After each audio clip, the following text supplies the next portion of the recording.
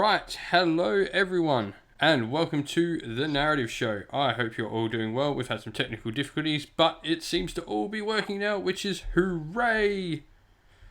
Yeah. So, well, what are we here for? I am Luke Dadhammer. Sorry, I'm a little bit lost. I've said this about 4 times already, trying to deal with bloody technology.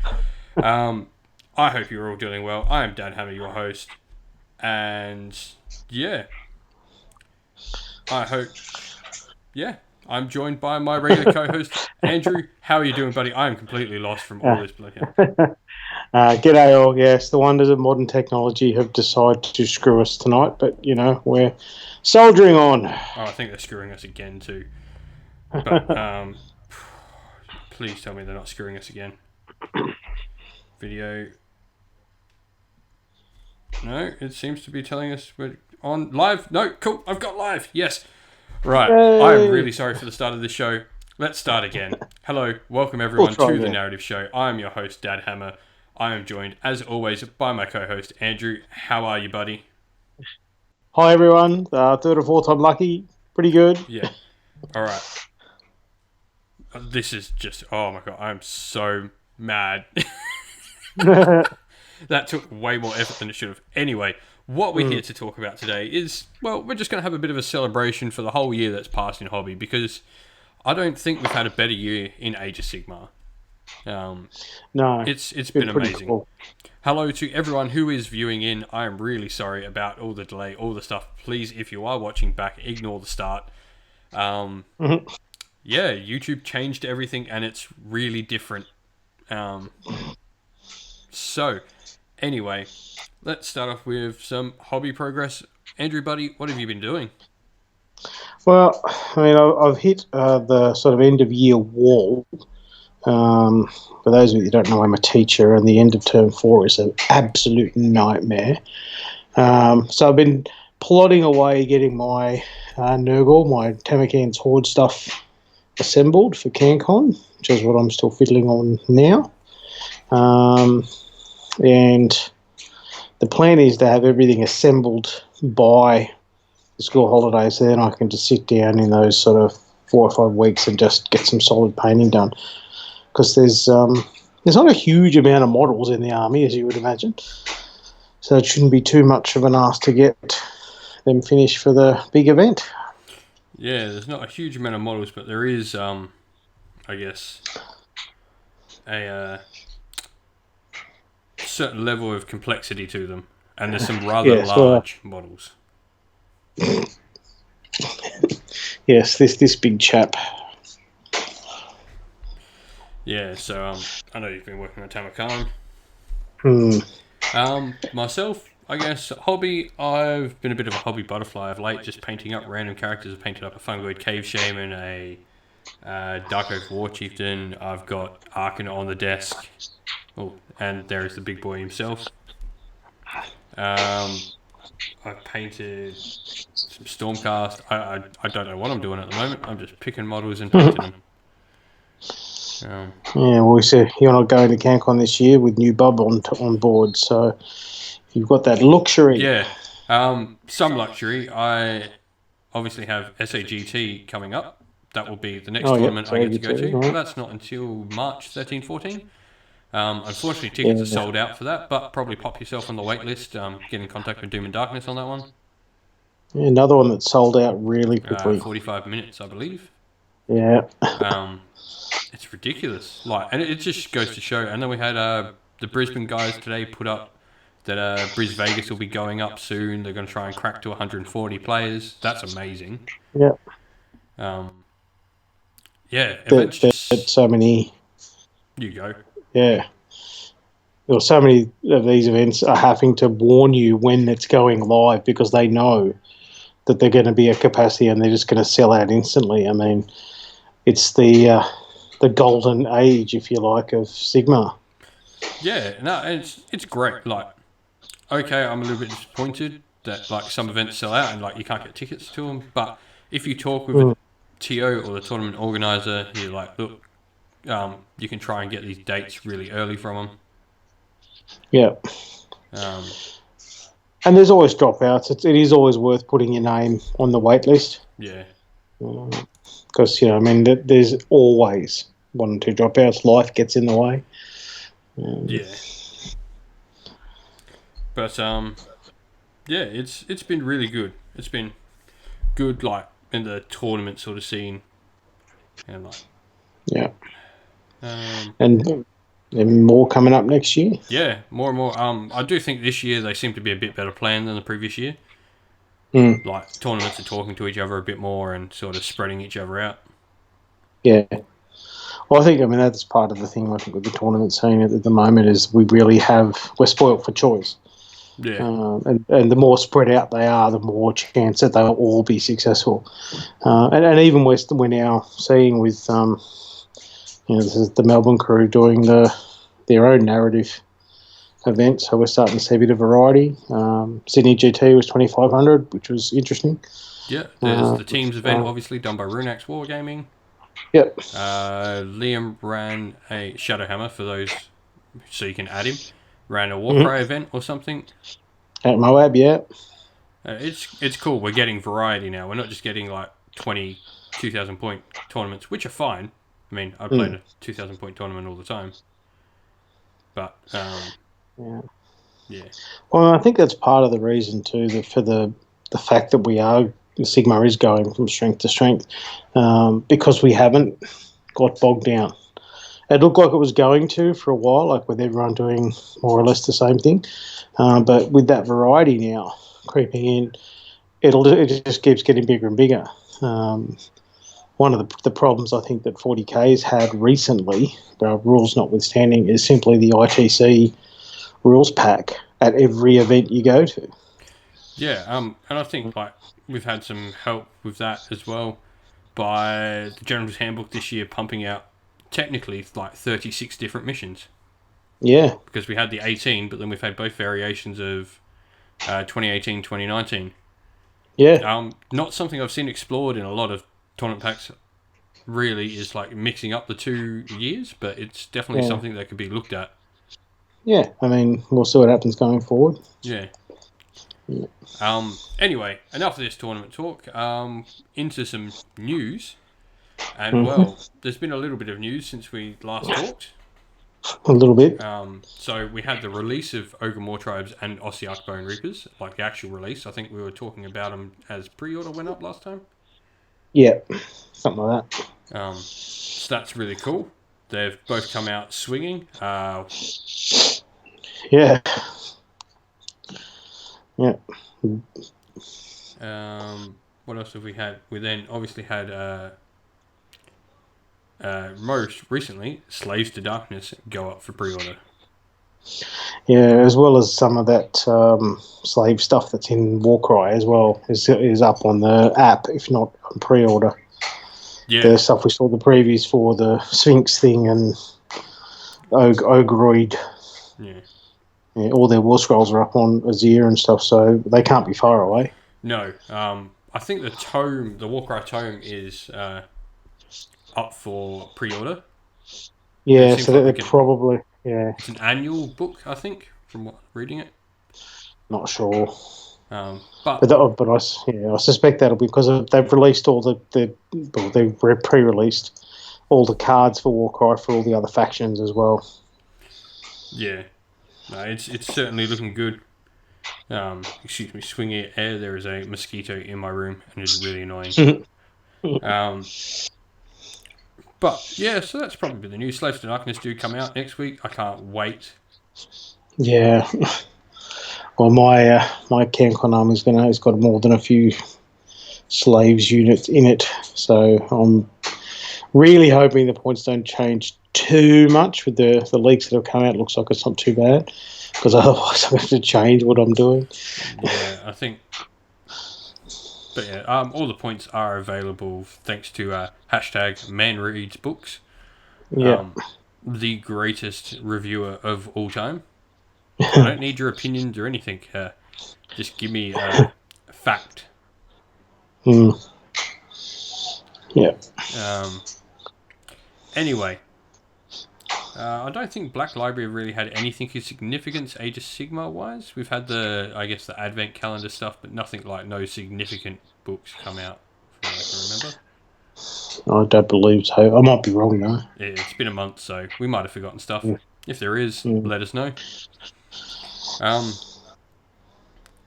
But so let's get into, I guess, talking about the year that was. Where it all started. Well, it actually started for me, and it started really getting the hang of the narrative show. I think we're only about an episode or two, maybe even just starting at the start of the year for the narrative show. Yeah, just kicking it off, I think. And the idea is sort of spawned in the head that, hey, look, there's all these people talking about competitive play. Maybe we should do something about some narrative sort of focus on a regular basis. Yep. And yeah, so that's what sort of kickstarted my year. And then, obviously, the start of the year, Gloomspite. Yep, that was a big release. A lot of people were waiting for that one.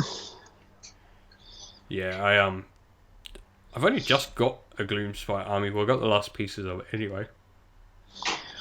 Well, I jumped onto Loon Curse, so I've got that box unassembled, but sitting there. Yeah, there's a Loon Curse unassembled over there too. Yep.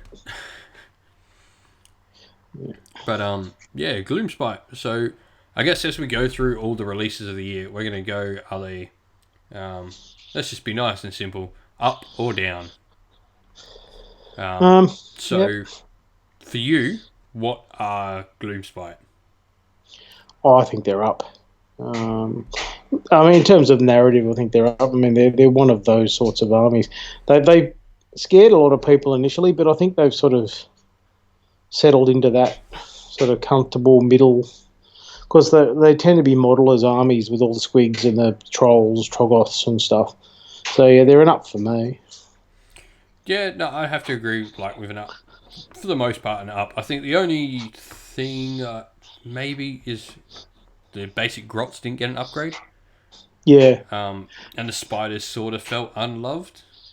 But I mean, we've seen the Grots in Underworlds now, the Wolf Riders. Yeah. So presumably that we'll get some sort of normal Grot somewhere. Yeah. Yeah, but it is most definitely an up. The new Squigs, everyone was crying out for them. They're so dynamic, fantastic models. Yeah. The new Troggoths as well. Like, all of them. The Dankholds are amazing models. Yeah, I mean, it also, it helped GW put their own stamp on Troggoth as opposed to Troll, so they are unique now. Yeah. Too. They look like their own sort of thing. They're not quite trolls as you imagine them. Yeah, and they, like everything else that's come out from GW in recent years, just amazing sculpts. A lot of time and effort's gone into the thought process and the design. Really cool, and all the little details. The Dankhold with the spider, descending down the rock and the bird's nest. All that sort of, the bird's nest and stuff. Yeah, so it's really cool. Yeah, and then I will give a shout out to the people who made the trailer videos, the Scraggot ones. They were fantastic. Yeah, and they've been getting better and better and better. Yeah, for sure. That whole mad screaming at the moon trailer they did of Scragrot. Yeah.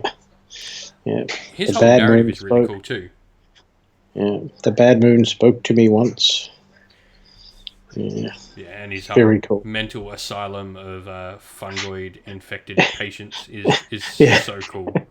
Yeah, you just open the doors to the loony bin and out they all come. Yeah, there has been the release of the Gloomspite novel. I'm yet to actually read that one, but I've heard good things. Yeah, I haven't had a chance to read much at all this year. I've been doing all my reading falls into schoolwork. Yeah, I definitely think I've switched over to audiobooks and stuff just to help consume a lot of it. Yeah, I living in Young, 2 hours pretty much to anywhere. I'll stick an audiobook on in the car. That's my kill time thing. Yeah. But yeah, so they were the first thing out, and yeah, I definitely think we both can agree they were definitely an up. Yeah. They fleshed out the army well, both model wise and sort of giving it a place in the mortal realms. And Yeah. not necessarily the place I guess many thought they would be like heavily focused in. Mm. Realm of Metal, for those who don't know. Mm. But anyway, on to I guess the next release, and a release I guess we could say shrouded in a bit of controversy. Not so much by the whole narrative, because both these armies have fantastic narrative. Yeah. And probably two of my favourite things in the whole of Age of Sigmar. However, some other things didn't go particularly great for them. Yeah. And that is the release of, name eludes me now, Carrion Empire, Skaven, and Flesh Eater Courts. Yeah. Yeah, Flesh Eater Courts hit with a bang, didn't they? Oh yeah, they did, and they were the big bad. Although, and Skaven weren't far behind if you took the Skaven lists. Yeah. But I think most people were just pulling out Skaven lists that they'd had from Fantasy. Yeah. Which was still good, though. Yeah, they were. But there were some really cool armies that came out. And, like, let's remove the competitive, I guess, things that happened. We all know how everyone feels on that. Yeah. But I thought there was a really cool thing in Flesh Eater Courts for me, narratively, to be able to do on the tabletop in any sort of game. And it started a sort of trend as well throughout the year, and that's the Gristlegore. Being able to play with 5 dragons on the table was so cool. Yeah, I mean, from a narrative perspective, yeah. And I don't think even from a competitive perspective, I don't think they were as big a scary thing as people thought they were going to be. There were worse options in the book competitively. Yeah. So, yeah. But yeah. Just the whole idea of being able to run an army of giant monsters is cool. Like, people want to do it. And it's great to see that they allowed you to do it, because you're able to take the character in, like, Gristlegore and then the unmounted ones as Battleborn. Yeah.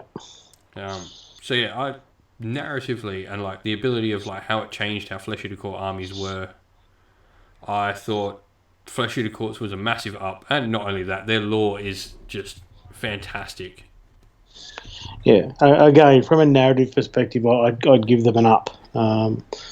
And look, at the time, rules-wise, I would have said, oof, no, not really. But as the years gone on, and we've talked about things, that like the meta, if you like, has incorporated them and others. So they haven't been as big a threat or game changers I think people were worried about. Yeah, they've certainly dropped off. I think the FAQ certainly helped that and did some good things. But let's talk about the other half of that, and that was Skaven. Yeah.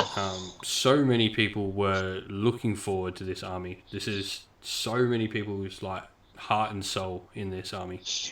Well, Skaven have always had, the devoted following, even in Warhammer. Yeah, and well, that's what I think. Like a lot of this came down to on why they were so popular. You saw these armies really quickly on the table because people had them. They were probably one of the most iconic sort of pieces of intellectual property that Games Workshop had in Warhammer Fantasy. Yep. And just the blend of like, well, there are multiple different, like they appeal to so many people because of the multiple different clans. You like giant mutated monsters, have Clan Molder. You like plague and disease, have Clan Pestilence. Do you like assassins? You got Clan Eshin. Yeah. Do you like weird techno sorcery? You got Clan Schreier. Yeah. Or you can throw them all together and do your horrific all clans list. Yeah, and throw in a Gracie, which are these weird council of backstabbing rats that try and dominate the world. Indeed. And of course, just a side note to add, we did actually get like the first that Thanquol is back in the Mortal Realms properly this year in obviously the Gotrek novels. Yeah. Which is fantastic. Thanquol is... I mean, you can't have Gotrek without Thanquol. Can't keep a good rat down. No. But yeah, so Skaven were a massive up. Just as, like, for me, Skaven are one of my old fantasy armies. Wood Elves and Skaven were where it was at for me. And I was really happy to see that my Skaven could actually be pulled out and played again as like a proper army. Skaven were my very first complete Warhammer army. Yep. Way, way, way back. Yeah. In the heady days of 3rd edition. Yeah, Skaven were my first army as well. Wood Elves were my first models, but Skaven were my first army. Mainly because when I started, Wood Elves didn't exist. I remember getting all excited when those first metal screaming bells came out and the Doom wheels. Oh, very cool. Nice. Yeah, I picked up Skaven, I think about just at the end of 4th edition was when I got into Warhammer properly and picked up Skaven because I picked up Wood Elf models first, but at that point it was like before the 06 release. Yep. And in between the 2nd edition release, so I had no Wood Elf book, so I'm like, well, I've got to pick something else. So I picked up 20 clan rats and a rattling gun after the guy sold me on a rattling gun because he told me the story of how it mowed down 18 Centaurs in a turn. I'm like... don't know. I'm like, that sounds unlike... Well, this is little me. I'm like, yes. Thinking back on it, it's like, whoa, that was a really good roll to mow down that many. But, yeah. Yeah, Skaven have always had a devoted following. Yeah, they tend to get right into it too. Great. But, so, yeah, both of those are definitely up for me narratively. I think they both did well. Flesh Eater Court, like, if we're talking narrative, they're both ups. Like, Flesh Eater Courts gave the army more options and brought something really cool into the game. For better or worse, who knows? But, no, it's a cool option to have. Yeah. Even the from as a shape of narrative perspective, the background to the Flesh Eater Courts is just awesome. Yeah. The whole deluded, where knightly orders, defending the noble realms thing is just amazing. It's great stuff that GW came up with there. Yeah. No, and Bretonnians are in Age of Sigmar jokes will never get old. Yes, much to the chagrin of some. Anyway, so past that, we go into probably, I would say, the forgotten battle tome of the year. And Fire Slayers. Yeah. Meh. Yeah, I really like Fire Slayers. Like, and I've tried to paint an army, but I can't bring myself to do it. Like, there's just not enough variation in Fire Slayers for me. I want to like Fire Slayers. I really do, because, I look like one. But, yeah, I don't know. Like, I really like the Karakadran list in Warhammer and stuff like that. But I don't know. I just can't get into them. I like the idea of the magma droths and all that sort of stuff. But it's one of those armies, because, I'm a modeler and a painter as a hobbyist, probably more than a gamer. When you look at the tabletop with the Fire Slayers army, they're all naked dwarves. And, it's a matter of, painting a crap load of models whose only difference is the size of their axe. I can't do it. Yeah, that was my problem. Like, I started off painting Hearthguard Berserkers, and it's just like, I can do this for a unit, but I know I started painting Volkite Berserkers next, and it's like, well, they're just exactly the same. Yeah, and the people that are playing them, there are some beautiful Fire Slayers on it. The Jason's army from Canberra, Beast of Belko. I was lucky enough to play against him at CanCon. Yeah, fantastic army, and he is a legend when playing Fire Slayers. He knows what he's doing. Oh yeah, he kicked my butt. scary number of throwing axes. Yeah. But for me, narratively, I don't think a lot was explored of the Fire Slayers, really. No, Not in, all they really did was add the prayers. yeah, it just. Yeah. I don't want to say something was down, but it just there wasn't much added to them that I was like, oh, Fire Slayers, maybe we're going to get a new hero or a new unit. That's all they sort of need, just to give me like mini Magmadroth cavalry or something. Yeah. Fire elementals. I agree. I mean, the Legion of Asgore have got the Gadai fire demons. Why not have a good version sort of thing of that or something? Just something to break up the horde of naked dwarf bodies. I will give them one break. The Magmadroth list is the thing. Yes. But unfortunately, because I noticed this when I still had a Magmadroth before I sold them off, the seat, there's a gap in them, and it slots in, so it can't be unmounted. And everyone's like, oh, we're going to get unmounted Magmadroths. And I'm like, but how? And then I found this out, like, I got a little excited. I'm like, oh, unmounted Magmadroths, this sounds awesome. And then I'm like, picked up my model, and it was in sub-assemblies for painting, and I pulled the seat off. I'm like, oh. Yeah, I haven't actually assembled one, so. They're a nice kit to assemble, man. I probably will grab it and start collecting now for Warcry. But yeah, it was. They just didn't really add much to them for me. I think is my end result. Yeah, I think they've become, for an army that was one of the first solid Sigmar armies, they really have become quite niche. You don't see them very often. No, it's not because they're not good, because we all know what that 30-man Herklad Berserker block does. Yeah. Man, I don't know. I mean, I think it probably is the modelling thing. Like if they gave us some new exciting dwarf cavalry or something that we don't have in Sigmar, it might pump them up a little bit, but I don't know. Yeah, they just feels like they were maybe missed the mark a little bit on this one. Yeah. So it probably is a down, I would say. Like they got nothing to excite me. Yeah, if anyone disagrees, feel free to let us know. Yeah, and like if you love Fire Slayers, you love Fire Slayers. You do you, and you love what you want to love. Just for me, they just didn't do anything. Most armies get money out my pocket. We'll say that. I'm well known for buying nearly every Games Workshop release. It's a running joke around with all the guys I regularly play with that there's not models I don't own. And they're not far from the truth. Yeah. Bit that way myself. Anyway, move on to the next battle tome, which was the Khorne.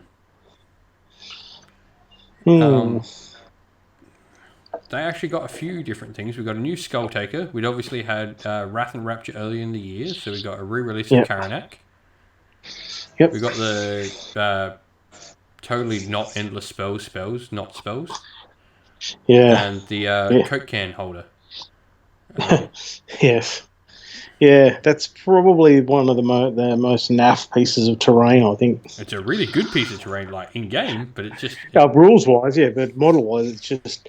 It's like you cut a Coke can and put some bits around it. Yeah. Mind you, the Flesh-Eater Course one is much better. Oh, yeah. I guess we should stick back on that. Skaven had really good ones. The Norholes were fantastic. Yeah. And Gloomspite had the Loon Shrine, which is one of the best terrain features. Out. Period. Yeah, and the Spider Swarm and the Magic Munchies. Yeah, I completely forgot to talk about them, but we're past it. So, but terrain. So we did get a few. Narrative-wise, I didn't see a lot of change in Khorne. Like we didn't really know, although we got a bit of information on like how Korgus Khul is sort of acting now. Yeah, which is cool. And like I think that's actually some really important narrative because you got to remember at one point this dude was the guy, the bad guy. Yeah. I mean, in terms of narrative, Khorne runs at you and hits you with an axe. I mean, that's pretty much it. Yeah. But yeah, it was cool to actually read like how Korga Skull had gotten on, because obviously like he was so close to achieving his goals, and then Vander stopped him. Yeah. So Yeah, bitter much. yeah, definitely a little bit bitter, but yeah, it was really cool just to see, I guess, his little story developed. But besides that, there wasn't really a lot. Like I didn't really get much more on Scarbrand's story. He's still relatively what do you call? What's the word I'm looking for? Unused in Age of Sigmar, as is Valkyria. You don't really read much about them. There's not been much, but yeah, I'd probably give Khorne a pass, but I wouldn't say it's an up in any way. No, look, Khorne for me, Khorne's probably my least favourite of the Chaos Gods. And I think that's only because it's kind of like the baby, GW's baby. And I generally don't like to play. Andrew likes to be different people. Yes, I do. So I couldn't bring myself to ever play Ultramarines. So like for that reason, and as I said, like narrative wise, it is basically I'm going to run at you and hit you with an axe. They've done a good job with characters like Korgus with Cull and stuff like that, fleshing them out as actual characters with motivations and stuff. But it's still a little bit dull for me. Yeah.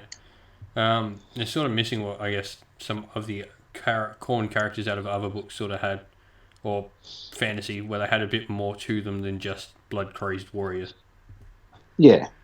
And look, I mean, those very early novels that came out when they're like in first edition, where they were talking about, the various Khorne cults rampaging across the realms and stuff, and how they interact with each other was interesting and cool. But so they just don't grab me. Yeah. I do like painting red though, so Khorne will always have a little bit. Well, plenty of chance to do that. Yeah. But yeah, I think they get a pass, but there probably was, I would say, nothing particularly special from a narrative perspective in them. No, I mean, adding the prayers was pretty cool. So even Khorne will answer the pleas of his followers if he's so moved. But yeah, narrative wise, they're just a little bit weak, I think. Yeah. So moving on from Khorne, I believe that took us to, this is about mid-year now, isn't it? Yeah, about that. Fire Slayers, and yeah, so, well, I know what's next. Everyone's favourite bad guy, the talk of the internet, the most hated army, hashtag ban Slaanesh, hashtag show Slaanesh, whatever else you want to post. Next up is the Hedonites of Slaanesh finally came to Age of Sigmar. And the Strike's First Wars really went full circle. Yeah. However, bugger the rules, the narrative for Slaanesh, and all of this, especially some of the characters that got released, is utterly fantastic. Oh, hell yeah. Celeste, Shalaxi. Yeah.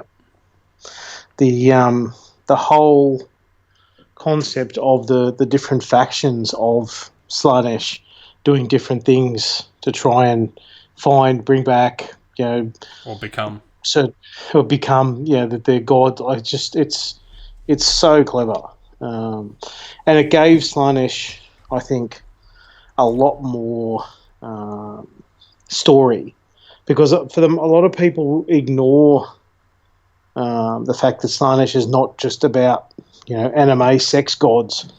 Yeah, I was having this discussion. Yeah, I saw that. Yeah, because Slaanesh is about excess. And there's all sorts of excess.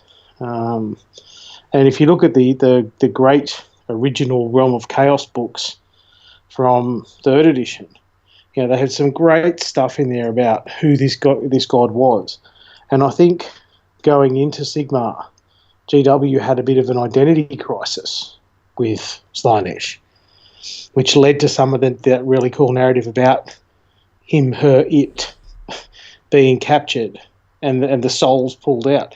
And when you combine the Hedonites of Slaanesh book with the Daughters of Cain book, it's fantastic storytelling. Yeah, utterly agreed. And like, I think Slaanesh stands well on its own as well. Like I was mentioning stuff about like Shalaxi and Celeste. Like Celeste, the whole thing of like this Daemonette who has this lover. Are they lovers? Are they not? Like this bond, and they effectively become one. Or Shalaxi and how she is purposely made by Slaanesh to mock Khorne because she's better at everything Khorne does. She's made to be a bloodthirsty killer. Yeah. I can't wait for the inevitable showdown between her and Skarbrand. Yeah, in the story, that would be very cool. But being GW, there'd be some sort of loophole, so we wouldn't really know who won. Yeah. But that is a story that I want to see happen. Yeah. But, yeah. The whole story with Slaanesh, and we're not finished yet. He isn't out yet. Yeah. And yeah, we'll find out what happens to her soon enough. Yeah, I guess. We'll see what happens. Well, we can make some stab at that later. For those who don't know, we're going to make some stab at the narrative at the end of the show. We'll see how terribly we do in a year's time. So we'll make some sort of tradition of this, of trying to see how we go. Yeah. It's going to be fun. Anyway, so yeah, Slaanesh for me, like narrative-wise, rules aside, and even like rules were cool. Like, if not a little bit strong, but a little bit.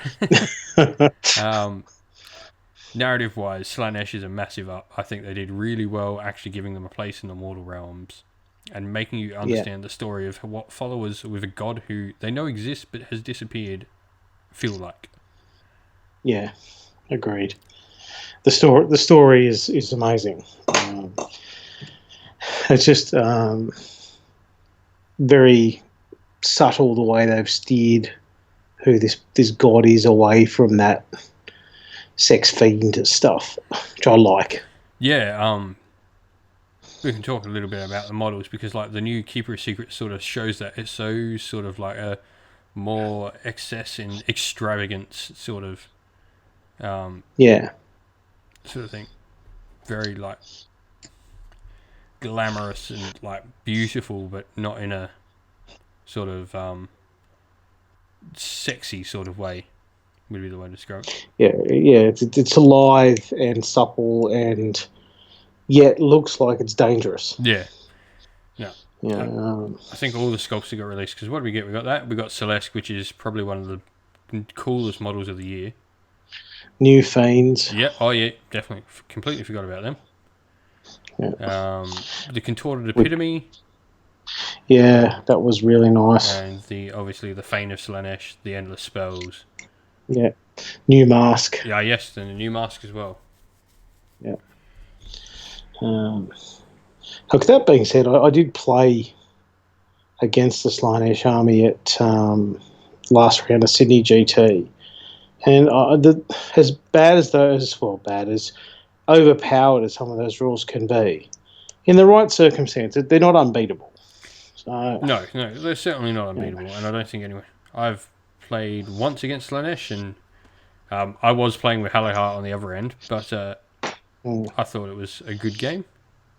Well, I won at Sydney GT, but it was knife to the heart, so it's not really a good example of the power of the list because it was, happened to have both objectives at the right time.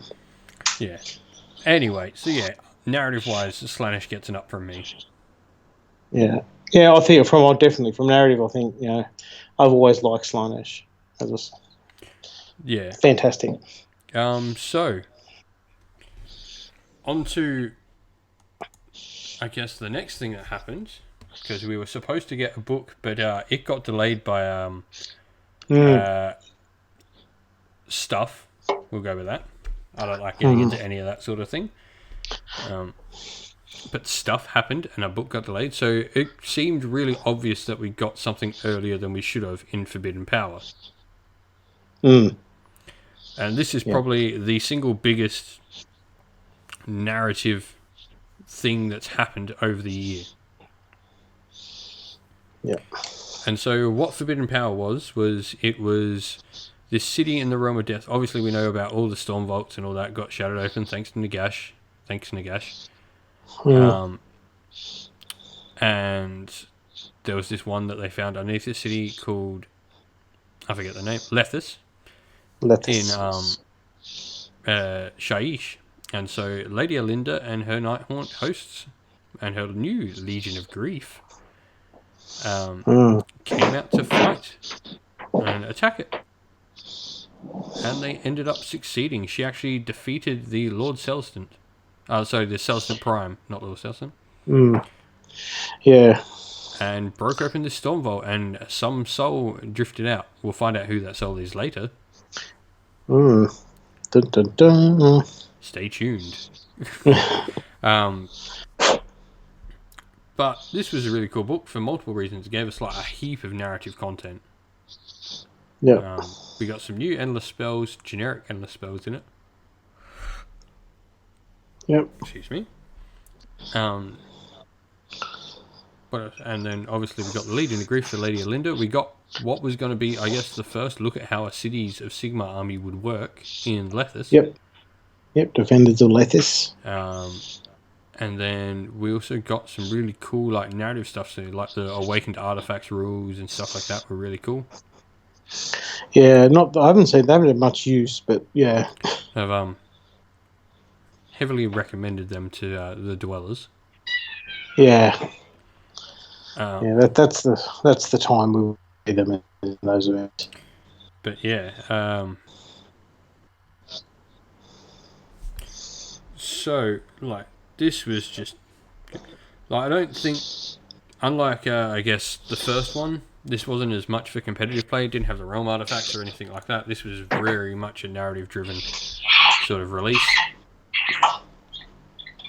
Yep.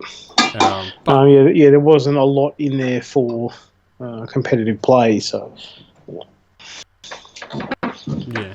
But the story in it was great, and what we would find we do later was even better. Indeed. And so, definitely an up because it progressed the story. Anything that progresses the story in big ways gets ups from me because it keeps us moving. Yep. Well, that's one of the strengths of Sigmar is too that it is fluid and the story just keeps moving forward.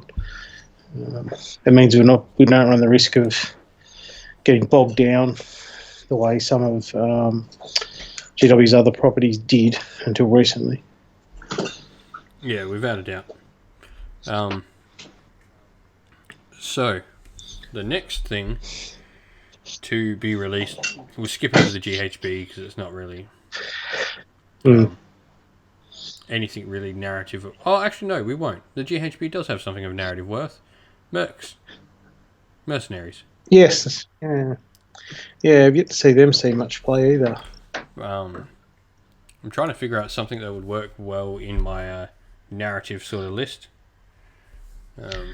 Can't think of much. I have put together some armies, like some Free City armies, and one of the Nurgle lists with a Necromancer and his undead minions. But it's just, I don't think any of the mercenaries, even from a storytelling perspective, they're hard to make work. Yeah. I think that's the problem. Yeah, I was thinking maybe the cannons and converting them up to be like cannons off the ship deck for my privateers. Yeah. Yeah, I mean, the Free Cities are probably the one where you can easily see them being used the most. You know, your city's under siege, quick, let's hire the local whatever to defend the walls. Especially like the Fire Slayers and the Ogres. Yeah. Any excuse to use man-eaters is a good excuse. Yeah. And now that the Firebelly's not complete trash. Yeah. Well, we'll get to that. And so, yeah, GHB, I think, for the most part, like most people will see the GHB as a down because most of it's already become irrelevant. Yeah, I think, but part of that is we're kind of the victim of our own success, if you know what I mean, in terms of the Sigmar player base. Yeah. Because we have expanded as quickly and there are so many people playing at GW are wanting to get as much out as quickly as they can. So, yeah, things do get made redundant pretty quick. Yeah, and I think this year's GHB just sort of falls a bit victim to that. However, yeah, we'll move on. We won't talk. It's neither an up nor a down. Yeah, it just is. I think that's the right way to put the GHB this year. However, what we moved into was the greatest thing in all of Age of Sigmar this year, in my personal opinion. And that was the dual release of the Cities of Sigmar and the Auric Warclans, but who cares about them?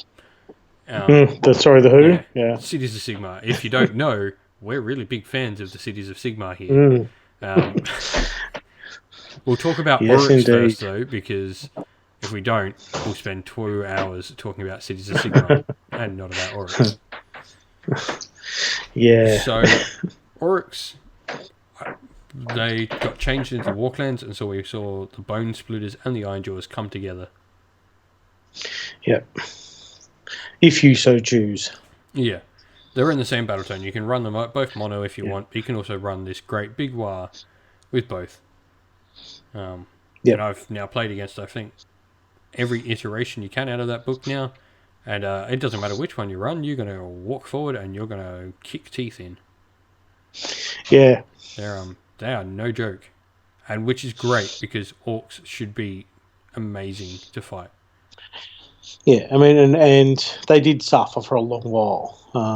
I mean, you look at some of the models that GW released for those brutes right at the start of Sigmar, and they look so cool, but then they're just a bit sort of meh in the game. And now they feel like they should, in the stories, which is great. Yeah, completely agree. They made them as tough on the table as they are in the books, which is what that narrative is all about. I like my things that I read stories about to be able to do what they read stories about. Yep. And bringing them together too means that you're able to, if you want, to make up for some of the weaknesses in both lists. Yeah, you brought in a little bit of shooting and bodies that the Ironjawers generally didn't have, and you gave some of that hitting power and staying ability to the Bone Splitters. Yeah. So, I mean, again, a massive plus for our Auric friends. Oh, yeah, without a doubt. The book is sort of a different narrative win, like I was saying. It's not narrative win because your narrative is good, it's because the narrative now is reflected on what you do on the table. Yeah. You're this badass orc army you read about in the books, and it fights like that in the book and on the table. Yeah, and then that's what any narrative gamer wants. Yeah, I want to be able to read the stories from my book, and I want to be able to play that. Yeah, I want to see the story on the tabletop. Yep. And so now we get to the greatest thing ever, Cities of Sigmar. This book was everything I wanted it to be. Yeah. The only thing it could have been better for me is if there was that way to custom design your own free city, but that's a minor quibble. There was actually a bit of talk on the latest episode of Stormcast with Nick Horth, who got to write obviously a lot of lore for the book. For those who don't know, Nick Horth is the author of the Callus and Toll series, which sort of really was one of the inspiration pieces for Cities of Sigmar. And obviously, Nick Horth is responsible for why you hear me shouting Scourge Privateers every second sentence on Twitter, because he's the one who created the character Arik Zenth. But he did talk about how they reckon they'll be doing more cities and they'll be releasing more rules for cities. Not necessarily. So I think Well, Warhammer Weekly was talking about it. Not necessarily a new book for Cities, but mm, Cities 2, like a sequel with yeah. other Battletome, other cities Well, explored. yeah. There's also the potential. I mean, given the way they're going with White Dwarf now, to release cities in White Yeah. Dwarf and stuff like that as well. Yeah, well, I mean, because technically we already have a city that's outside of Cities of Sigmar as well in Lethis. Yep. And there's probably one other major city story wise that we know about. Or two other, I would say. We've got Glimsforge, obviously, Yep. and obviously Excelsis. Yeah. Yeah. So yeah, I mean, they will probably be the ones that see the light of day before anything else. Yeah. I'd be surprised if we didn't see Glimsforge at some point, just giving how it's sort of a major part of the whole Soul Wars narrative. Hmm. The 10,000 souls or whatever that Nagash is owed and stuff like that. Yeah. And then obviously, since Nick Hoth has had such a big piece in like making City Sigmar a thing, his baby is Excelsis, so it would make sense that that's going to come out soon, especially since they've built all these characters. Because even the guy from Spear of Shadows, Volker, is from Excelsis as well. Yeah, that's right. Yeah. So you've got all these major storylines coming out of Excelsis. It just seems to make sense to, well, let's make an army out of Excelsis. The way that the whole thing, there's so many people were waiting for that book. So many former Warhammer players, Empire players, Bretonnian players, even Dwarf players, waiting for that book to come out. And you've only got to look at the membership of the Cities of Sigmar pages on Facebook. As soon as it launched, I mean, thousands of people, literally thousands of people in these groups now. Yeah, we went from I think on the day they revealed, we went from like 100 or so people into like the thousands. Yeah, and in a matter of days. I mean, it's slowed up a bit now, but like the initial like hype around that book was massive. Yeah. And yes, we lost some stuff along the way. We were predicting this was always going to be the way.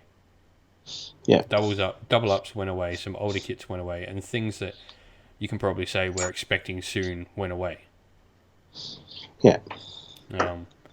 But all in all, I think this was a really good release. It gave armies a place in the realms, told stories that you didn't know entirely. It fleshed out the cities that we got in Firestorm more.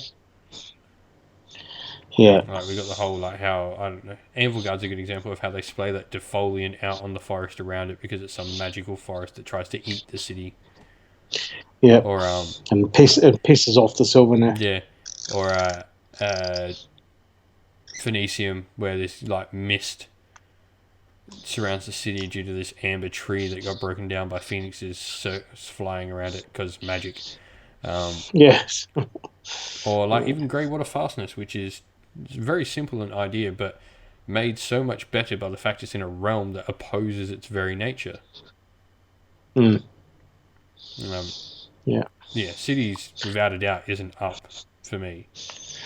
Yeah, even the background stuff with like the way the Twin Cities trade goods. You know, we trade you all the meat from Gur with, you know, the metal from Shamon and all this sort of stuff. Just that background is just really cool. Yeah, and if you're interested in the background of Cities of Sigmar, you can check out all the Lorehammer videos on the channel. Yep. I read lore, so you don't have to. But yeah, no, City's just such a massive win. There's so much stuff, and like even from a gameplay perspective, I don't think I could ever get bored of this battle tome. There are so many potential lists and potential good lists as well, not just like running random stuff. Yeah. Yeah, and any number of ways to do it. If you want to do your straight old Warhammer Dwarves, you can. Yeah. And if you want to do Bretonnians, not as Bretonnians, there are ways you can do it. Yeah, someone's commenting here. The only real downside from Cities of Secret, if I'm honest, is the realm locking. I'd be fine with realm locking if it didn't replace some of the GHB allegiances. For me, I'd actually like to see more realm locking in the game as an entirety. I posted this up on Twitter. I'd like to see things that are from a realm be locked to that realm. If you're playing sub-allegiances and they say they're from a realm, you should be using that realm's artifacts. Example, Futhan. Yeah. From a story, yeah. Go. Yeah, example like Futhan. They are from the Realm of Fire. You should be using Realm of Fire artifacts. Yeah. The issue I think with that in cities was the fact that you can't do your own. Yeah. And that I think that's the only issue with realm locking there. I agree with you in terms of the other stuff because it would mean that you instantly cut down some of the horrible combo stuff that's out there rules wise, and from a storytelling perspective, it gives you much more. You're cemented much more into the background of Sigma, but in cities, because so many people want to do their own city, it just was a pain in the ass. I think that's more the point than realm locking. I don't think realm locking is the issue. I think there's no generic city ability. Yeah. I think we can all agree on that. I think Andrew's just sort of saying the same thing. He can't run a realm. He can't run a city from Tremont. And it's not that they've realm locked the cities that exist. It's that they haven't given us generic. Yeah. If they gave us a your pick a realm, and if your city is in this realm, this is what it gets. I think that would have been better, because I'd happy to be realm locked in that way. Yeah, but then because you're making a choice on how you're realm locked. Yeah, because as it happens, I realm lock myself anyway. When I do my own narratives for whatever army I'm playing, I won't. I think of the background obviously first, and then I'm realm locked from there. And I'm not looking at what makes the best combos. And I think that's probably why they didn't do that in City's book, because it'd be a case of people would simply, in events, all the cities would be from the same place, whichever one had the best combos, everyone would have been from there, which is probably why they didn't do it. Yeah, but because I guess they had to do something because there is such a volume of war scrolls in this battle tome that it's probably easier. Like, I've done playtesting for things, and I know playtesting is not as easy as some people do like to think it is. Yeah. Sometimes it's just easier to not allow something. Yeah. Because you can't possibly fathom for every possible thing that could possibly happen. Yeah. And look, people are always going to find that loophole, even if it's not what you intend. So maybe just ruling it out makes life easier for GW and for their rules writers. So I guess the hope in this is that we get more cities. So hopefully we get a city from the Realm of Metal. Yeah. And we get things like Excelsis, we've already mentioned by the two we suggested in Glimsforge and Excelsis, we've got the Realm of Death and the Realm of Beasts added. Yeah. So, but cities for me, massive up. No, hell yeah. I couldn't be happier. My privateers and your Order Serpentis have a home. Yep, that's right. Agree. Andrew, I completely agree with you. Andrew in the chat. It's an Andrew Dude comedy, so that's going to be really awkward. Yes. Chat Dude Andrew. It's not a rules thing. It's just I have to explain my realm-based theme narrative modeling, and it counts as way. And I get that. I'm in the luckier sort of thing where my free city is from the Realm of Life. However, because it's very magic heavy, I use Haliheart. I am a bit of a cheesemonger as well. I'm playing Haliheart to win games as well. But my city was from the Realm of Life and was very magic focused. I think too, and what Chat Andrew was saying is the same thing that I read into a lot as well, which is when you do put in all that time for your background and for your narrative, and your opponent just looks at it and says, "So that's what," and there's no acknowledgement of that. It's just, well, no, you now count as this, and that you do lose some of your narrative with that. Yeah. Yeah. So yeah, I think all of us here can agree that like we'd like to see more cities and more cities in different realms. So it gives you that place to be. Yep. I think that's the end result of cities. And so we'll leave it there at cities because I think we've talked about cities more than any other faction already. And we've got entire shows dedicated to cities. Yep. So next up was another dual release. No, was it the next another dual release? Yeah, pretty much. No, it jumped straight into the next dual release. Yeah. But before we talk about that, we'll actually skip back because we have missed something, and that's Warcry. Oh, yeah. Realising we forgot that. Oh, Andrew, you're most definitely not being like negative in any way. Like it is fair criticism for the book. Yeah. Without a doubt. Do not think either of us think any differently than you do. No. I just get lucky in that, like I said, I have a realm of life. It's hard to feel that way for me when I don't have that issue. Yeah. See, Molten Hearts and Shimon, so it's a pain in the ass, but yeah, you run with it. Yeah. Just going on things, like I talk about, like, because obviously I have a magic heavy city, but I'm in Realm of Life, so I use Halahart. Yeah. I try to model things like I'm doing Ignax's scales, I'm doing as Aquatine scales. Yeah. Anyway, and hello to Aussie Wargamer in the chat there. So Warcry on multiple levels, I think, just expanded our narrative quite a bit. Not just in terms of realms, but in terms of how chaos interacts with the realms, which is really cool.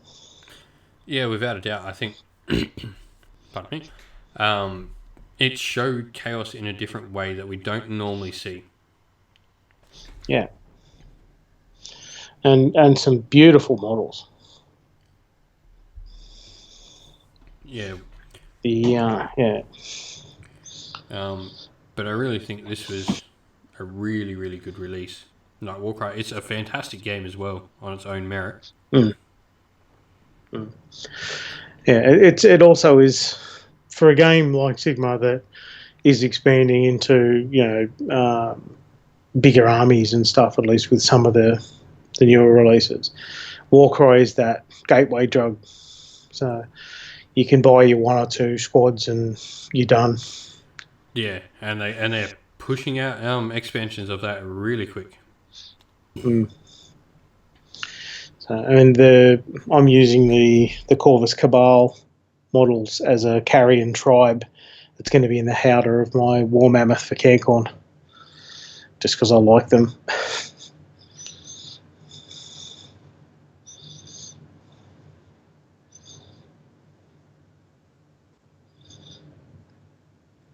We there?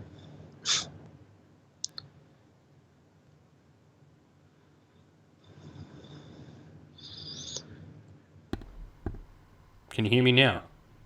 Yeah, got you now. Sorry about that. I coughed, pressed mute on my mic, but apparently there's multiple buttons to. Apparently I have to press that multiple times to get back to talking. Cool. Note for next time. Yeah, I think Warcry was fantastic for just showing us all these different warbands and how they sort of act and.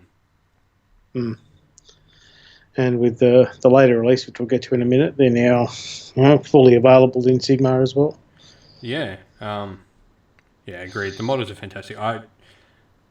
There is not a Warcry warband that I dislike. There are some that give me nightmares, but there are none that I dislike. Yeah, I'd be hard pressed to pick a favourite. I think it's the Corvus Cabal, but I do like the new one, the Spire Tyrants, which haven't been released yet. But yeah.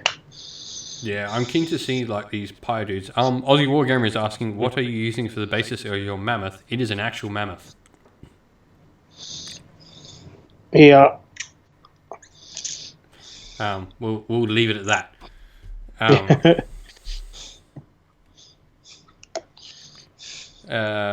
But yeah, yeah, there's so many, and they added like so many of like cool different things. Like the Untamed Beasts are very generic Conan barbarians. Yeah, The Iron Golems are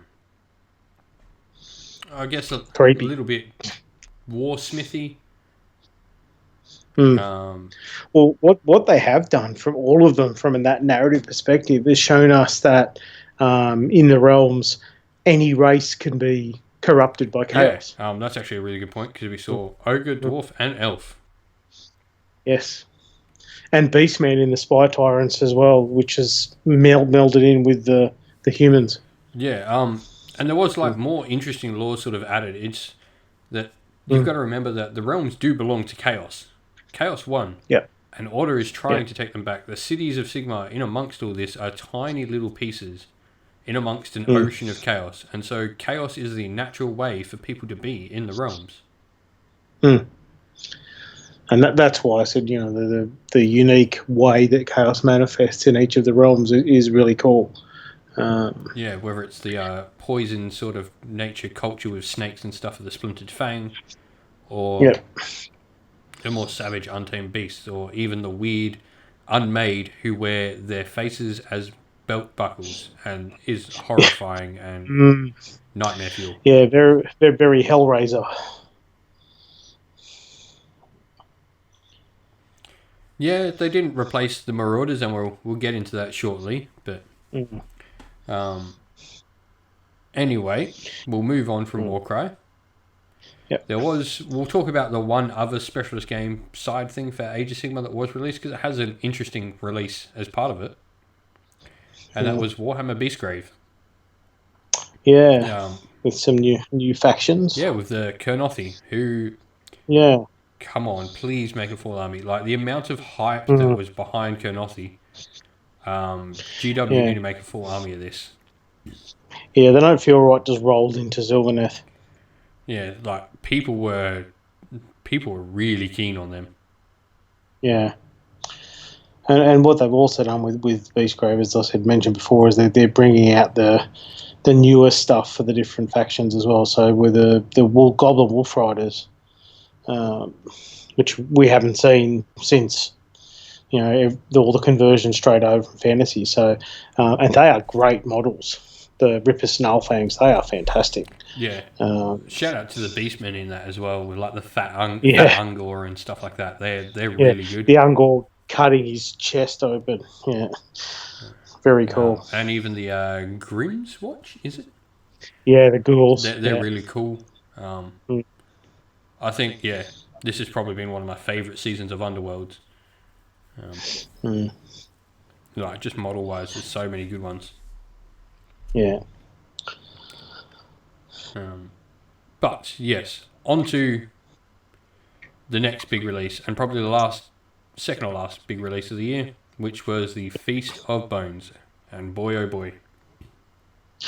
Yeah. Kudos to anyone who managed to get a copy of that.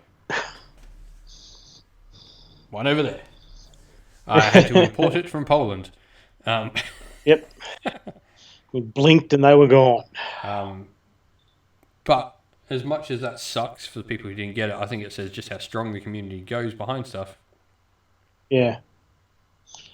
And as a double release too, brand new army with re-released army effectively, and both of them have got a really solid community already. Yeah, I think Death players were just ready for something new.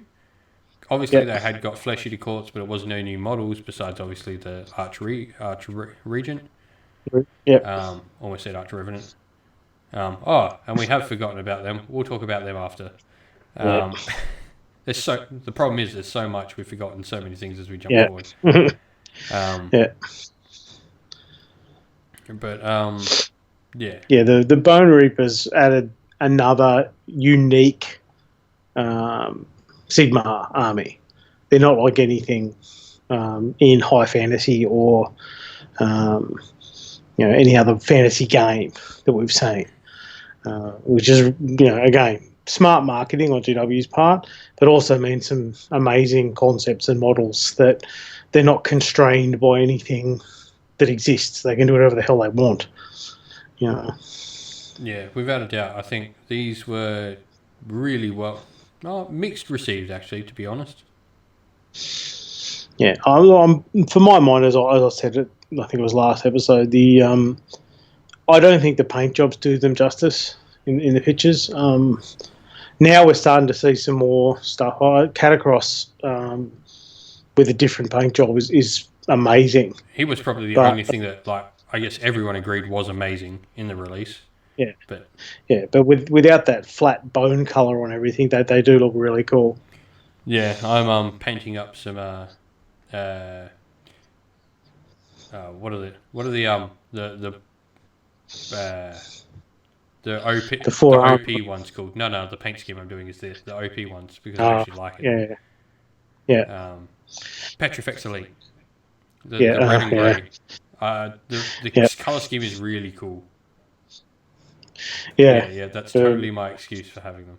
Yeah. Didn't they just win the Masters? Yeah. Yeah. Like a week out of release. Yeah. I mean, not taking anyway. Matt Terrell is a fantastic player and deserves all the congratulations. Oh, yeah. And we'll talk a little bit about that after, in like our year to come. Yeah, Tyler Mengo, I have seen his version of Catacross. If you haven't seen that, go check it out. Yes. Yeah. That's beautiful. Yeah. But yeah, Bone Reapers were just, and I like the idea as well that they're like not a warring faction as well. Like they will go to a city and they understand the logic of this is a commodity that we need. Yeah. It's a tithe. Yeah. If we kill it all, we only get one lot. Yes, if we take a few and then let the others terrified of us, then we're all good. Yeah, we'll just come back for the next lot. Yep.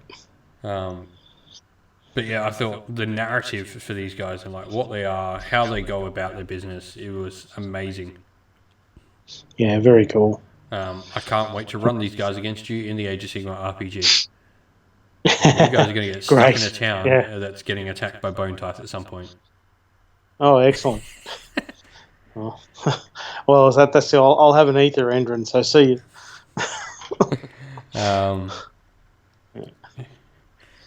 But even with that release, to put them up against the ogres was a great idea as well, because the ogres are almost the polar opposite. We will take everything. Yeah, we'll just go in and eat everything and everyone. So, and like the ogres fighting the Bone Reapers is almost, almost a paradox, because the ogres aren't getting much to eat. Yeah. But yeah, so on the ogres part, we'll talk about them. We got the joining of Beastclaw and Gutbusters. Yep. It's probably fair to say that I guess Gutbusters got the better end of the deal. Yeah. I think Beastclaw suffered a similar issue to Fireslayers for me, just lack of options. Yeah. And so they were really huge when they first came out, because dudes on Stonehorns kicking the living shit out of everyone. But then as the meta just escaped them, and they just became meh.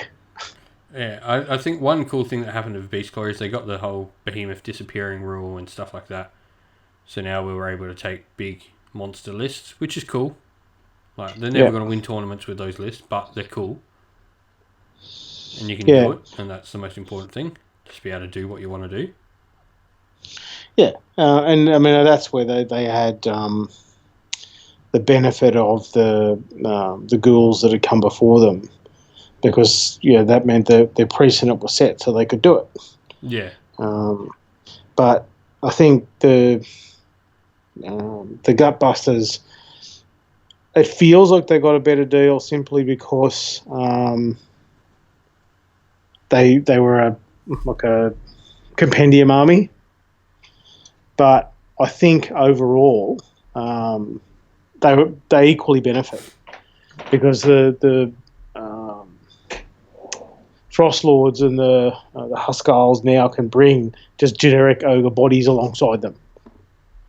which are a little bit cheaper than your Ogre Cavalry, which was not that great by the time the book got rehashed. So, yeah. yeah. Yeah, I think the ogres, like, it was cool reading about, like, the Morpaths and stuff like that, how they sort of, like, they start in this circle and they're effectively just spinning around in this circle over, and it gets bigger and bigger. It's just a mouth that gets bigger and bigger. And they might miss you by, like, a kilometre on their first Morpath. But in probably 50 years, they're going to come in and eat your entire civilization. Yeah. They'll get you on the way back round. You don't know how big that circle is. It could be like a millennia before. And and your whole civilization has completely forgotten that the ogres are coming back. Yeah. No, very cool. It means that my generic destruction list, which was basically my old Ogre Kingdoms rebased, became accidental filth. Yeah, I've had the pleasure of playing against some Gutbuster armies, and units of 12 Ogre Bulls are absolutely no joke. I played... Gluttons, yeah. I played against a Khorne list with Archaon, and Archaon went down to Ogre Charge. Just the volume of mortal wounds you can dish out is just frightening. Yeah, no, it's pretty cool. I really like the Ogre book. Like, unfortunately for me, I need to find a different way to run my 4th Undertusk army. I think that is probably the biggest loser in the book. Which is, I guess, I can feel for other people that do it as well, because it was a popular army that happened. So now I've got to find a use for 4th Undertusks. Thankfully, mine aren't all Huskards. I didn't go that deep into it, so... just Beast Riders. I've got 1 Beast Rider, 2 Huskards, and a Frostlord. So I'm not quite as stuck as some other people are. Yep. And Andrew Peck is asking, are Underguts any good? Love the idea of cannon totting slabs of muscle. Yes. Yeah, they're good. I'm actually going for Underguts. I like the idea of them, like, their whole way around the realms is we're just going to blast through anything that gets in our way. If there's a mountain, we're not climbing or going around, we're making a passage. We're just going to blow it up. Yep. But your basic guys, you're talking about big fat blokes with a cannon under their arm. So even though they're ostensibly ranged, they're just as horrible when they get to you. Yeah, they've got rend on their close combat attacks, don't they? Yeah, they hit you with a cannon. It's so cool. And like the Iron Blaster is one of the greatest models ever. Yeah, it's so cool. It doesn't, like, I don't think it really reflects how good it is in game, but it just that mod, like this guy holding onto a giant cannon with what amounts to an elastic band. I will say on the Underguts, if you want to go check out more, Doom does a really good... Doom and Darkness, check him out. If you don't know who that is, go check him out. He is ogres through and through, that man. But he did, on his last episode of Doomcast, like, really went into sort of the Underguts build. Because there's a certain few things. It's not quite as free-flowing as... what's the other one that everyone's liking? The extra cast thing. Okay. Yep. It's not quite as free flowing. There are certain things you need to have and need to do in the list. So but none of them are weak options, so it's not. No, but there is a particular way you have to go about building the list to make that synergy work. But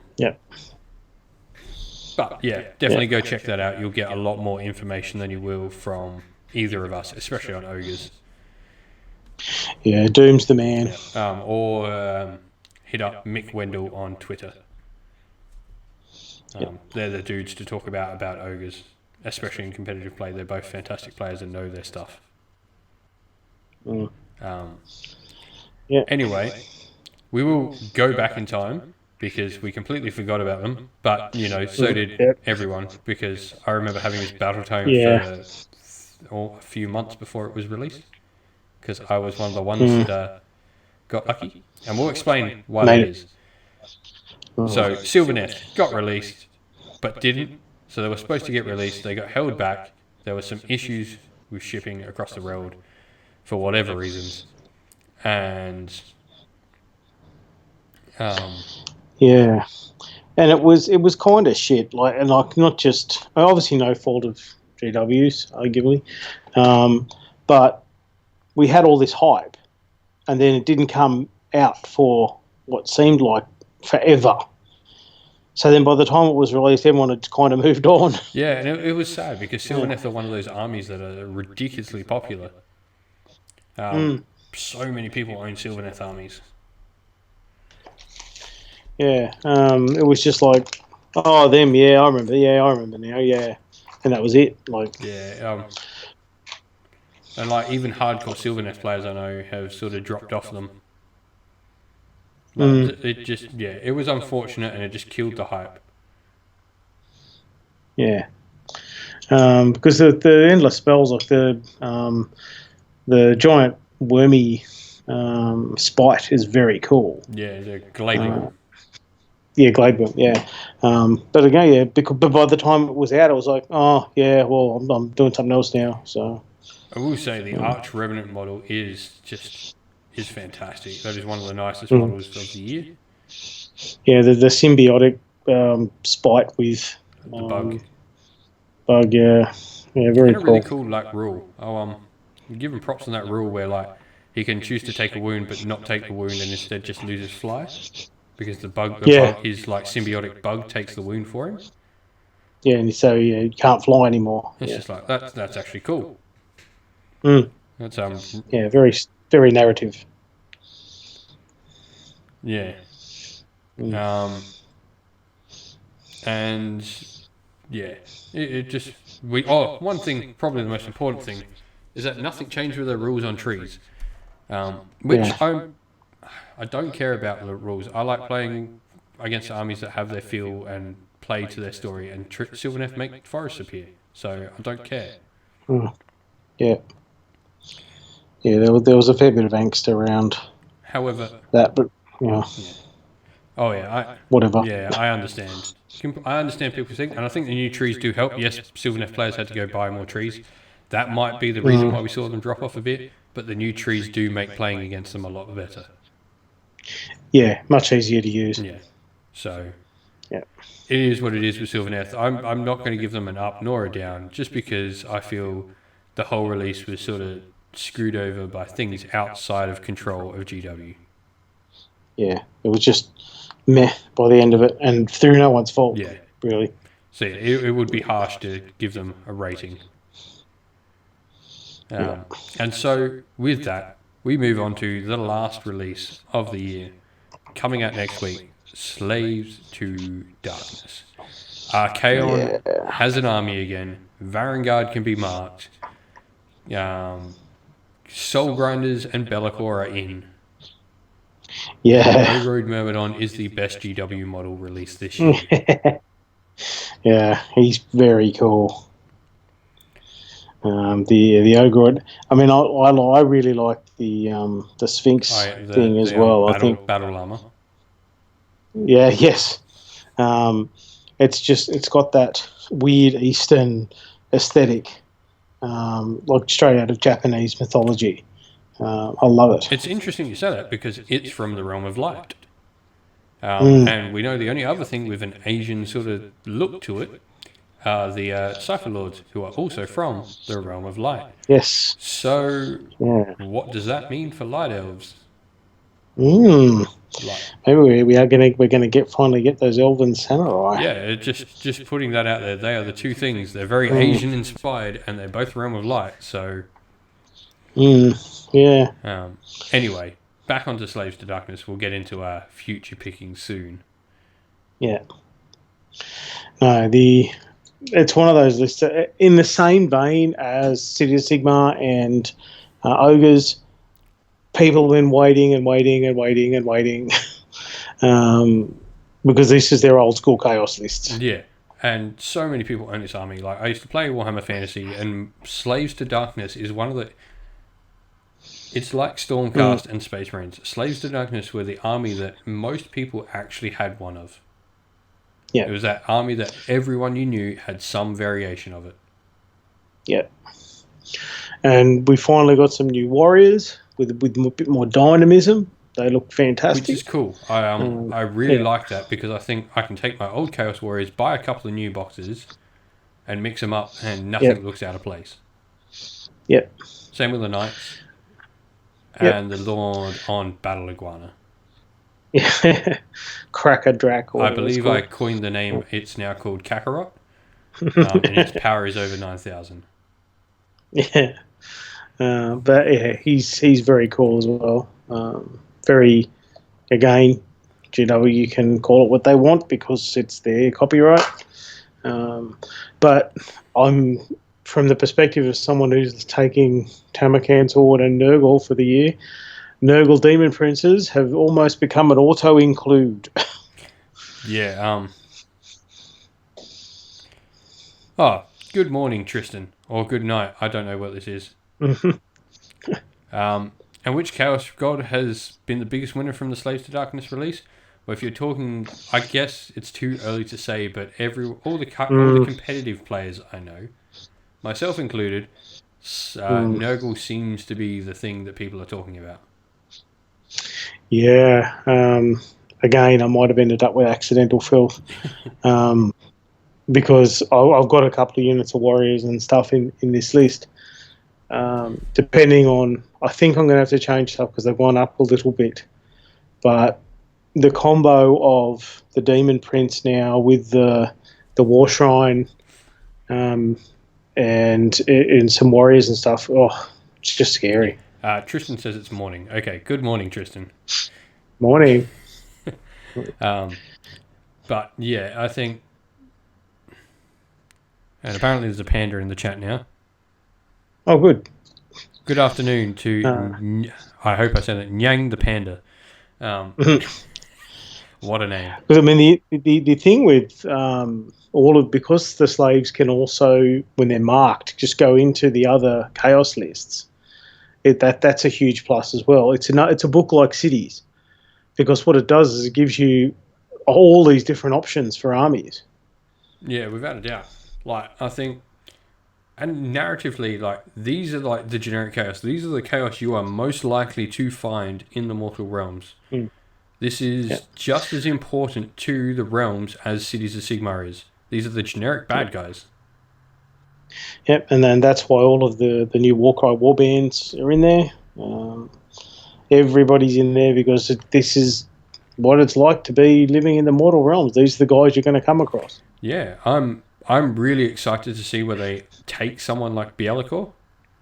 Because for those who don't know who Be'lakor is, he was the daemon that fell into Mordheim way back when. So, like, the Mordheim game is centered around that dude. Yeah. And he's got a strange relationship with the Chaos Gods. Yeah, because he tried to effectively overthrow them, essentially. Yeah, and then obviously I hate his guts because we think he killed Araloth and Lilith's little world. Who knows on that story? But yeah, but there's the fact that he's now canon is cool, and to see Soul, I was surprised to see Soul Grinders in there. I thought they would have gone the way of the Dodo. Well, I guess they're still in 40k, so they're a daemon. So yeah, but are they in 40k? Well, there are models you can buy for a 40k army. Yeah. But yeah, it's really cool. I used to remember playing against the Chroninator, Mr. Cancron himself. He had Slanesh back before KO. They were his thing. And yeah, he used to take 3 Soul Grinders in a list, and they were really good in AOS 1 when you didn't know what stuff did, and they were 16 wounds with a 4-up save. Yeah. I did toy with throwing one into this Tamarkan list because it is a kind of monster mash list, but I just can't make it work points-wise.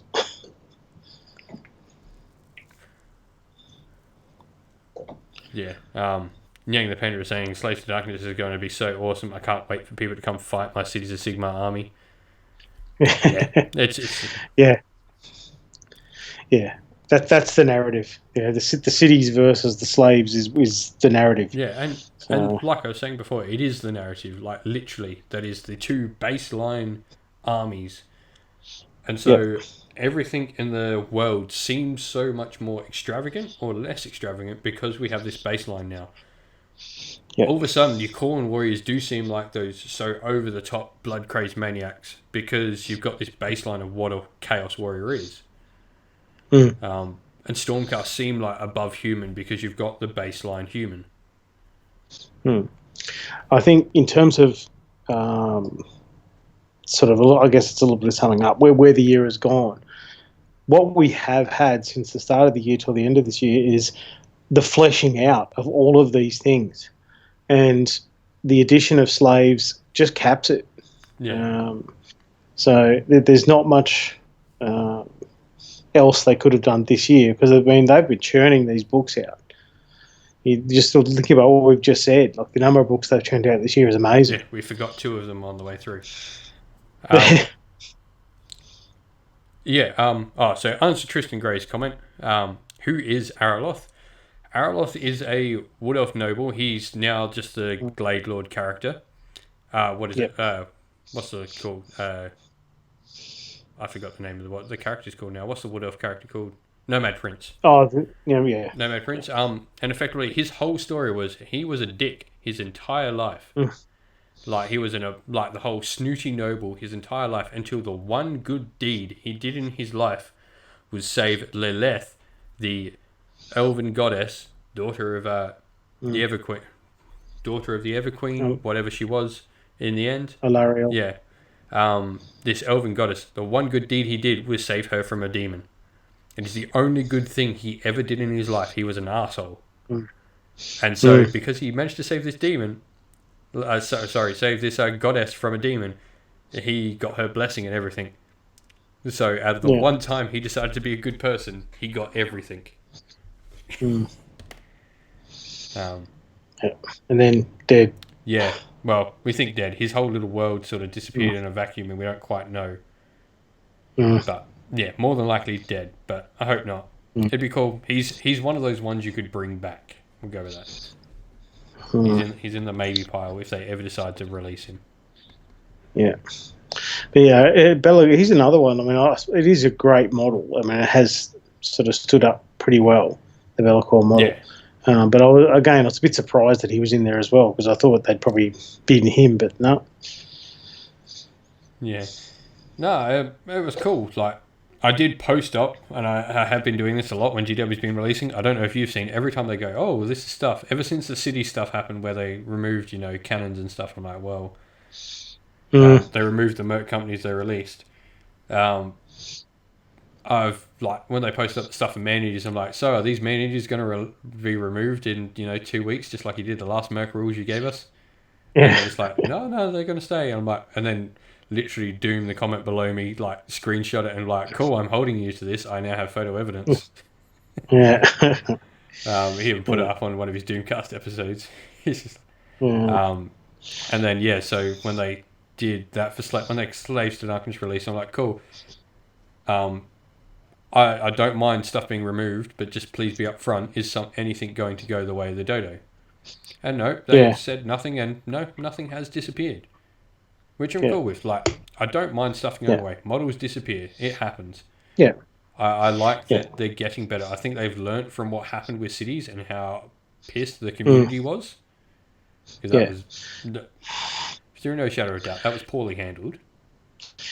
Yeah, they just need to be upfront. Yeah, and if they had gone, cool, look, here's what's going to release. We're cutting off sales in 6 weeks. Yeah. With cities, I don't think anything bad, like anywhere near as bad a reaction would have happened from that. No. I mean, because look, it didn't sour the response to cities at all. People are picking them up left, right, and centre. Yeah. But yeah, minor thing in the grand scheme of things, I think. Yeah. Agreed. Yeah. It has been, and so I think we can sum up the year with that. It's been a fantastic year for hobby. The timeline moves forward. The releases have been outstanding. The community grows. GW are doing something after such a long time in the metaphorical wilderness. GW are now doing something right, which is great. Yeah, and they must be commended for that. For the most part, GW Yeah. do get it right. There are small things that annoy us all here and there, but for the most part this year, I think they've got it right. Yep. And I take a look at where 40k is now. Maybe not now, but probably a bit before the Space Marine release. 40k was actually in a pretty good spot with a lot of armies being competitive. They've had a bit of an issue now with slower release. But what the quick release did for them is it got everything up to par. So as long as we can avoid things like Iron Hand supplements coming out, I think we'll be in a pretty good place. Yeah. So So. the year definitely gets an up from me as a whole. Oh yeah, 100%. So now we're going to have a bit of fun. We're each going to make 5 bold predictions about what is going to happen in the lore of Age of Sigmar next year. And we're going to come back to this next year when we do the same show, and we're going to see how damn wrong we were. So this is going to be fun. I will, as I'm the host, I will graciously let the co-host go first and make the first bold prediction. Okay.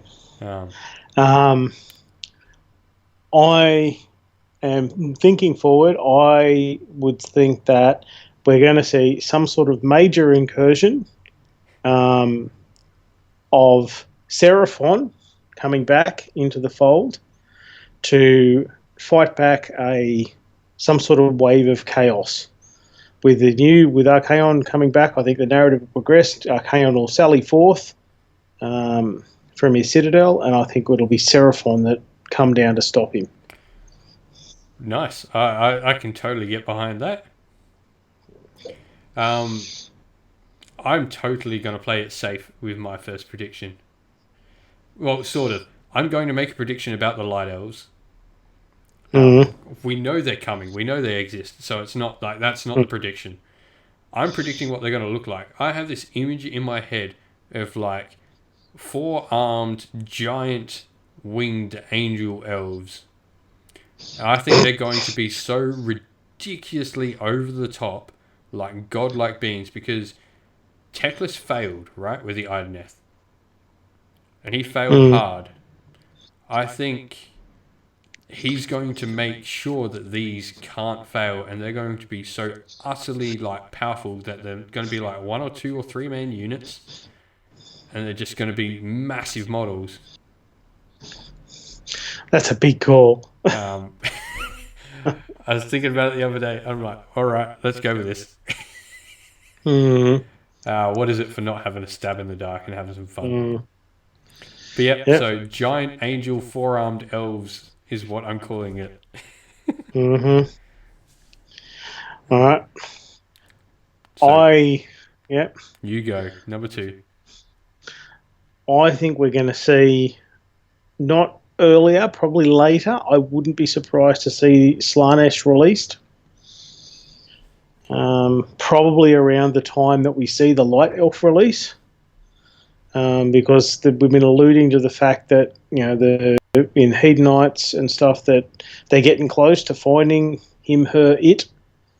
And I wouldn't be surprised that when all those souls are sucked out and she loses that sort of stupor that it's been in, glutted on all the souls, it's going to wake up and go, what the hell are you doing to me? And then we'll see war across multiple realms. Yeah, so you're thinking like Slaanesh might be like one of the big bads sort of coming. Yeah, like wake up and then be really angry because you sucked all my nourishment out of my belly. Right, we'll call this because this way I cannot copy what anyone in the comments is saying. So Nyan the panda seems to think they will most likely stick to the Greek mythos. I mean, they have aquatic look for Atlantis for the fish elves, and daughters went for a very Medusa look, so I think Olympus looking light elves army. Oh, yeah. That's fair, and I like the logic. I think that's a solid shout. I'm glad I called it on stream because come back next year and we'll see what happens. So my second pick Gotrek will find Felix. Yeah, I can see that. I don't know who. I don't know how. You know what? I'll make a stab. Felix is definitely a Stormcast. Yeah, I'm thinking that. I'm thinking Felix is a Stormcast. Gotrek will find Felix, and Felix is a Stormcast. Yeah. Yeah, I'd be on board with that one.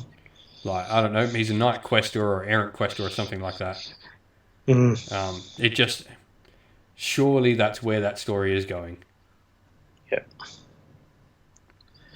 Yep. That's my second guess. It's as simple as that. Gotrek will find Felix.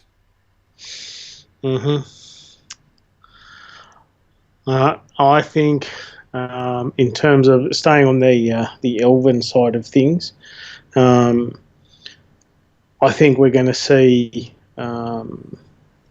possibly a Tyrion model, and I think that may be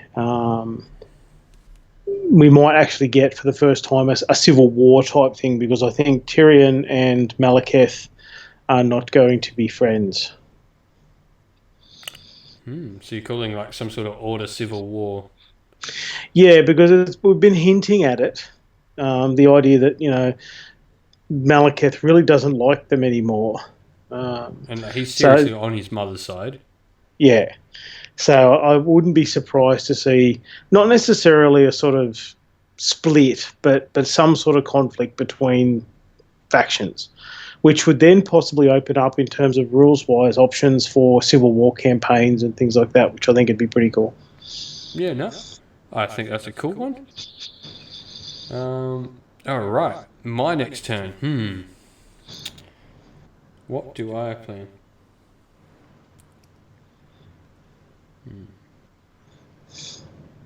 I think we are going to see another Mortarch come out next year. And I think it'll be for vampires. Yeah. I think we're going to see... Now, I will say, it could potentially... It will not be Manfred. He is not a leader of vampires. It could potentially be Neferata. But I don't see her getting a redone kit. So I think we're going to see an entirely new Mortarch for, like, Soulblight. I think we'll see a Soulblight release. I'd like to see a twin Mortarch of Vlad and Isabella. I don't want it to be Vlad. I wouldn't mind Isabella, but I think Vlad's story was just wrapped up so well. He died for love. Yeah. Yeah. I think people are liking your thing of a civil war. Well, that kind of links into my next one as well, because I was thinking about this the other day in regards to, in particular, Soulblight and the history of sort of the old world history of Vamps and Nagash and stuff. And I along those lines, because I was thinking Soulblight as well, but I was thinking maybe a confrontation between the Bone Reapers and the Soulblight over who's Nagash's favourite kiddies. Might be interesting as well. I mean, it's on that same sort of civil war type thing, but because the Vamps and Nagash have not had a great relationship, and the Bone Reapers are essentially his shock troops, if you like, more or less. So that would be an interesting turn of events too. Yeah, just responding to Yang the Panda in here. Another Mortarch. There are 9 Mortarchs. We know that. There are 9 Mortarchs. There are 9 Stormcast chambers. There are 9 mortal planes. 9 is the number of Age of Sigmar. It's also weird that like Nagash and Sigmar both think 9 is a thing. However, the 9 isn't Sigmar's special number. If you follow Phil Kelly on Twitter, I really strongly suggest you go have a look. He does like these little lore blurbs, lore tweets. Yeah. And the one he released today was that Sigmar's number is 12. Right, representing the 12 tribes he united and the 12 smiths and all that sort of stuff. Everything is 12 with him. Anyway, but yep, so civil war for death. Yep. My next one. This is going to be bit boring, but I think we're going to see another Stormcast chamber open. Yeah, that's probably a Now given. we know that, what were they there? Hospitator, Ruination, and something else. I forget. Because we know what they're called. They're in the Stormcast Battle Tome. The Hospitalia would be interesting. A whole lot of warrior doctors. Yeah, give me a sec. I might actually be able to find it in here. Just so I can... is it in this one? Oh, yep. Yep, so we just opened the Sacrosanct, Ruination, Covenant, and Logister. Not Hospitator, sorry. Logister. They're probably... That'd be boring. There'd be money counters. Or maybe there's a tax upon the realms that we don't know about that they have to give. I suspect they'd go a different route. It'd probably be some sort of accounting or something for something rather than just numbers. But yeah, new Stormcast chambers definitely on the cards. Yeah, I'm going to make a stab, and I'm going to say it's the Ruination Chamber. Because Sigmar's going to want to go out and destroy some of these things that he's unleashed. He now needs to destroy them. So these Storm Vaults are being opened, and people are taking things. He needs to destroy them. Yep. These Storm Vaults and these things need to be destroyed, so he's going to send out the Ruination Chamber to ruin them.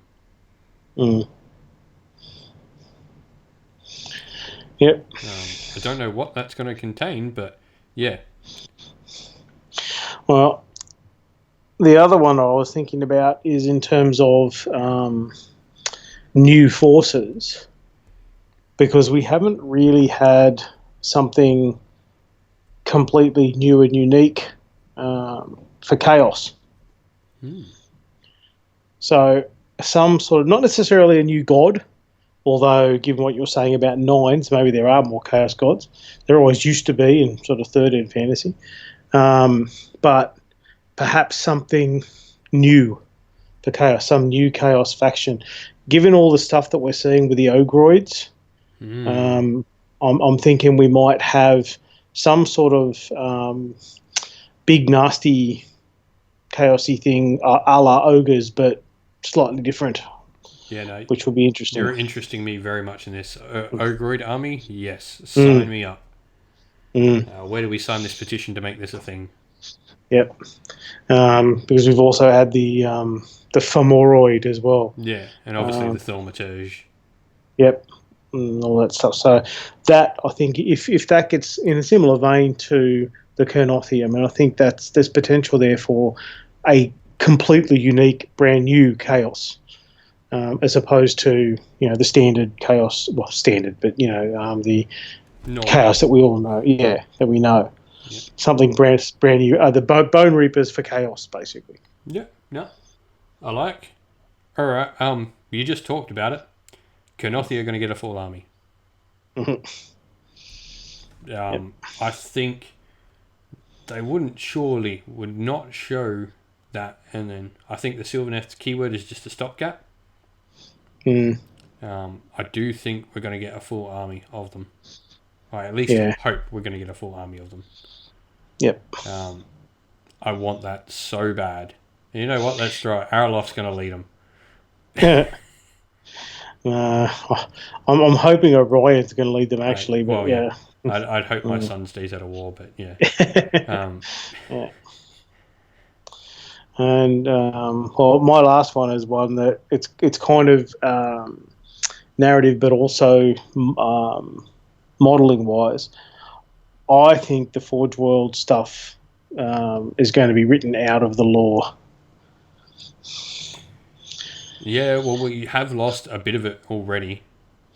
Yep, because what I'm thinking is, given that announcement about the Warhammer Square Bases stuff, I think what's going to happen is all those Forge World things, not necessarily like the bits and pieces like not that stuff, or even like the Plague Ogres, which are clearly Nurgle.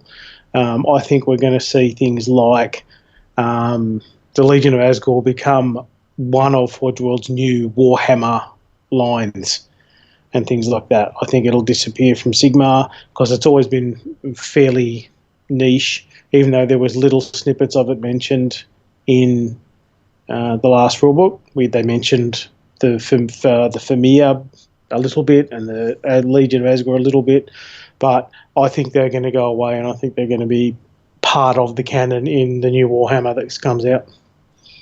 No, I think that's a solid shout. So, last one for me. What do I want to pick? Right, I'm going to go for a story arc. Volker in the Spear of Shadows, or the Eight Lamentations, will finally get rid of all the Eight Lamentations and give them to Grungy, but will ultimately be cut down by the Spear of Shadows as it catches up to him at his moment of glory. And that might open up a whole other story arc as well if Grungy gets all the bits. But yeah, for those who've read the story, you'll know exactly what I mean. If you haven't, go read Spear of Shadows. Yeah, it's very cool.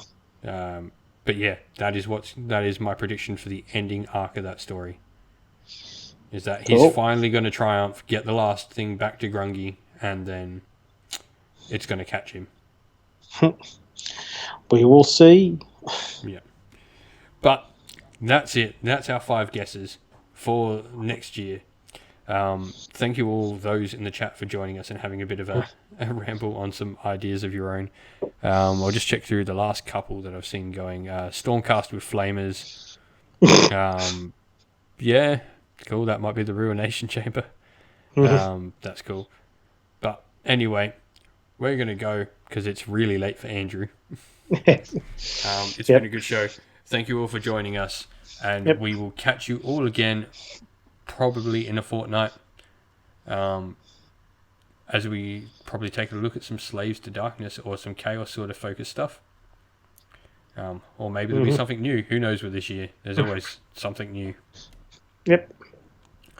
Have a good night though. As always, you can find me at DadHammerNeo on Twitter. You can find Andrew at The Real Go Trick, and obviously you can find us both here at Cinderful Gaming. You can go check out Andrew's own personal narrative that he's written up. You can find the Real Go Tricks narrative as a whole folder of it. What do you call it? And yeah. All right. Young the Panda, you are more than welcome. Have a good time, and we'll catch you all later. Ciao, everyone. See you guys.